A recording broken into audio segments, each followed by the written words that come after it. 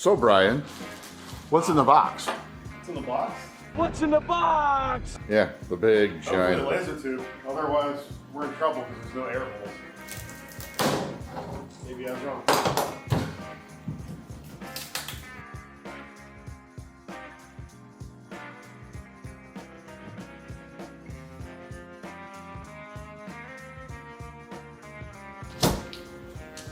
Oh, they put springs in there. That's kind Look of at cool. that!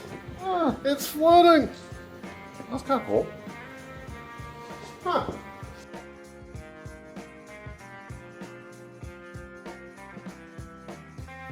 So what is this for, Brian?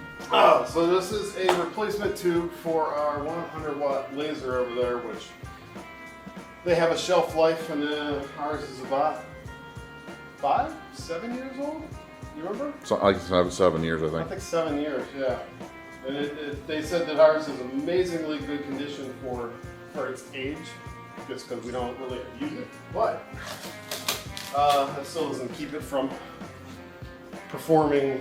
It's about 30% of its useful life, so ideally it's a 30-40-watt laser at the moment, which isn't enough. Whenever I got into lasers, it was a common occurrence to get a laser tube in the mail for the big problems. So, fingers crossed we don't have that here. Thunder Laser USA is pretty good about this stuff. And for those who've never seen a laser tube and wonder why of all the precaution, it's basically a big neon light. Big neon light that runs off of 40,000 volts. Water cooled, of course. Now all of them are water cooled, or is ours just water cooled? All these glass tube kinds are water cooled. A lot of your other lasers, your Shoutout, your epilogues use an RF powered source, where this is, well, I guess it uses a ballast, like Kind of like a fluorescent. a fluorescent tube or a neon light. That's how they get the right amount of electricity out there. The nice thing about this one is it's coming from Thunder Laser, who we have a Thunder Laser unit over there, is that all these things are terminated correctly. These high voltage connections. The last time I did one of these lasers, I got it from another company that does decent work, but it was all generic connections, so you had to make your own 40,000 volt connections, which could be Looks like we have some that's the extra coupler of some sort. no. So this goes on the edge of the actual laser beam. So that this one over here should be the orifice where the beam comes out, because your positive is over here. Okay. And your negative is over there. So yeah, the beam comes out of here, and then this fits onto these little brass things over here. So that's where the laser actually comes out. And one of the problems ours is having right now is the lens that's inside of here, that first objective, is, well, it's just literally wearing, because we've been bombarding it with 100 watts worth of electrons. So it's just worn out. It's basically a wearable item. Yeah, it's a consumable, just like a carbide bit in a mill or something like that. It's just something that has to be replaced. So yeah, so this is what we use for cutting out the gauges and some of the badges. Mm-hmm. And so keychains, that kind of stuff. Keychains, engraving, anything that we engrave. So over time, obviously, as we're saying, this is a wearable type of thing.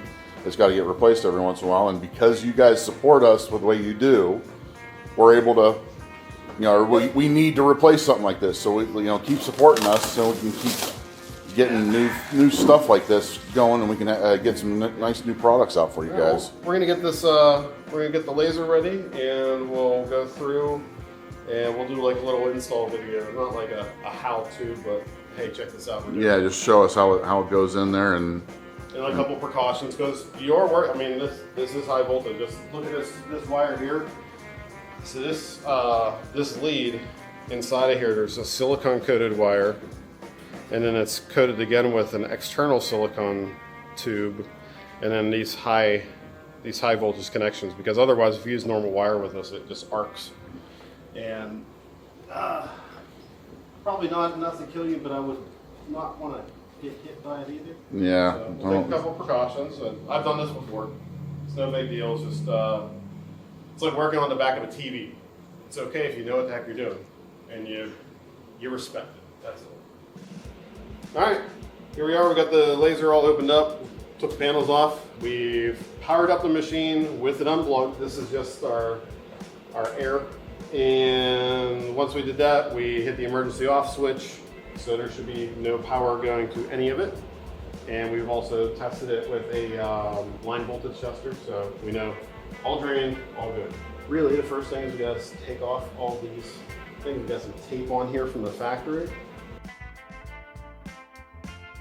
Original lead on this is not set up the same way as our current one.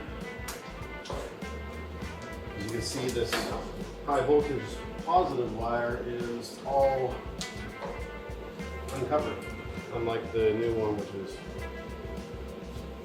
shielded.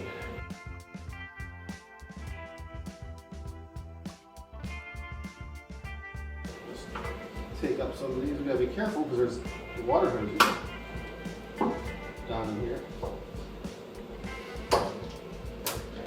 These are our water cooling hoses. We don't want to cut these. And in fact, these are probably due to be replaced. You see our nice orange color. It used to be white. There's a piece here of that, and then you can see this is where the high voltage line connects. That's not the greatest connection. It's all right. We can improve it. And since our negative lead is attached to it, right, Russ? Yes. It's the black wire going to the end of the tube there. It's already attached to the laser itself, right? Yeah, it looks like that. Okay, so I can just snip these. I'm actually going to go and snip this at their termination. Are we going to need to peel the stickers off of the tube here, or leave them on there? No, leave them on there. Leave them on there. Yeah, the stickers on this one. Okay, we've got our wires off. All right, thank you. And thank you. Okay, so we got our clips. We're just going to put these on our hoses so they don't get water everywhere. And instead of hemostats, and use it with binder clips for an inch.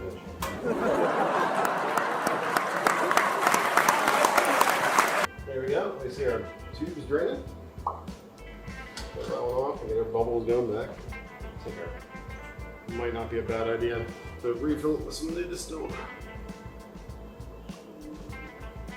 And they say that you shouldn't use water wetter because it's technically electrolytic. But we've also had tubes last longer than they should. So I'm hesitant to change what's been working. Yeah. Take our side nippers, those are done. And the only thing left is to unsecure the tube.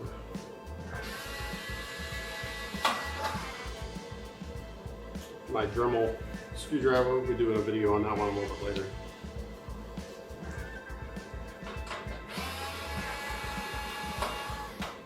Very handy tool. Okay.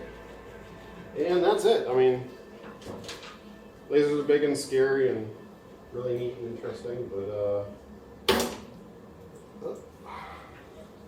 turn the tube up so it stops leaking inside the machine. It's squirting everywhere. Alright, so clean up our floor and clean up some of this gunk in here while we're at it. So many years of stink bugs. Lots of other creepy crawlies. There's not that many creepy crawlies. It's mostly stink bugs. I don't know if those stink bugs came pre-installed or if they're aftermarket. Okay, so our laser's out of here. We got our neat little adjustment blocks. We're not going to touch those at all. Our laser tube should be the same size. like how these have supporting point, but they're way off from where our tube actually is. It looks like our connections are all set up. So all we gotta do really is put our hoses back on, put our clamp back on, and then we'll go into the side and do the wiring. Let's make sure the leaks are, there are none, real quick. Andrew, yes. Would you be able to kick on our water? Okay, so wait for the pump to fill it. On. Yeah, air's coming on. Now one of the problems with tubes, whenever you set these things up, is a lot of times if your loop is not sealed, but since we have this thing out of the machine, we can lift the side up and get all bubbles out. That's not just a heat exchanger down there. It's a little refrigeration unit, keeps tube cold. Once you get above 40 watts, you can't do just a bucket anymore. Well, what I mean there is a lot of guys will do just a 5-gallon Home Depot bucket or something similar with a pond pump in it, and it's just an open loop. It's just a little water cascade. We use that with our full spectrum laser for a good 5 years before it went off through Ballistic Concepts. Once you get into the 60 watts, you need to go into a chiller. Well, you have passive chillers and active chillers, and this is an active chiller. Yeah, let's kick that off. Do we have any leaks? Thank you, Andrew. The last time I did one of these, the tube was not the same manufacturer. So I had to realign things, but there's one thing here. Our ground line.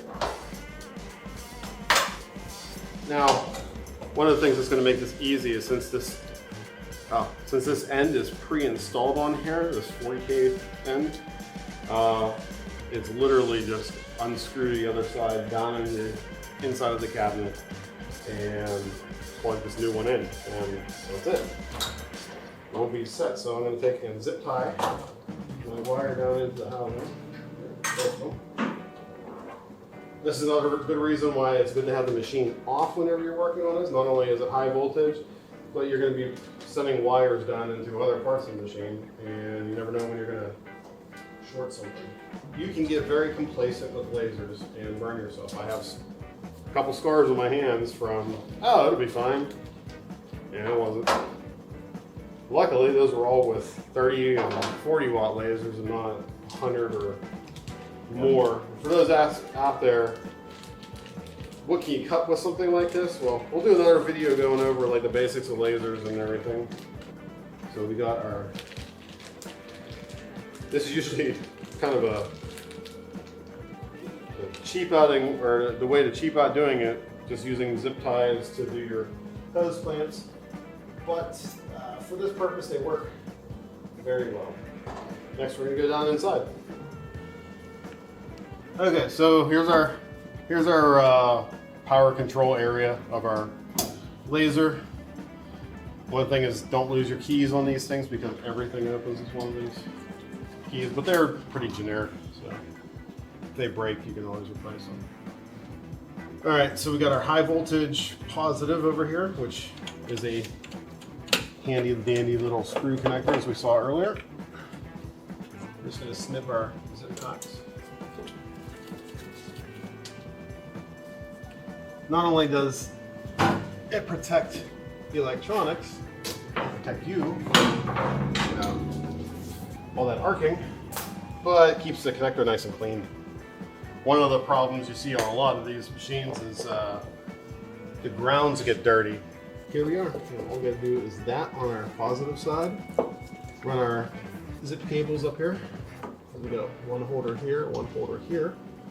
And then connect our negative line to the back of our ammeter right there. And that's it. And we'll be ready to laser. One little additional thing in here. We're replacing the tube. The tube's not working great, but the optics are burning out on it. If the tube is starting to have problems, or the overall machine is starting to have problems where the tube, you see like the tube light is turning yellow as opposed to its nice purple pink that it is when it's running in normal spec. If it's doing that, the power supplies and the tubes have an interesting relationship where a failing tube will kill a power supply, or a failing power supply will kill a tube. Just try to save the other one. It's weird. I may not have the terms exactly right, but it's something to do with the resistance of the whole system and capacitance. And luckily, we've replaced this power supply once before. And you can see here the previous one failed on our voltage input lines, and I think that was because these machines come with some, well, at one point it came with some sketchy connectors, not really a UL listed or fused 15 amp connector on a more than 15 amp draw. Electricians out there know that that's kind of a no-no. So anytime you get any of these machines in that were made overseas, double check the electrical connections before you burn down your shop. Because that almost happened to us. So yeah, we're not going to replace the power supply today. We're just going to do the other connection, and then we'll run a test run. And this should be up and done. And here we are. It's about 30 minutes in, and the longest it took on this replacement is us setting up the cameras. Okay, take a look at these. Yeah, cutting through nice and smooth and even on the end. Yeah, it looks like we got a good laser replacement. So that's it for changing out the laser. We got a good cut, and it's running well. Not bad after 7 years of running here in the shop. You can get that kind of life out of a laser tube. If you take care of it, you can. So check back for some more videos on lasers and tools and everything else that we use here in the shop, and we'll catch you later.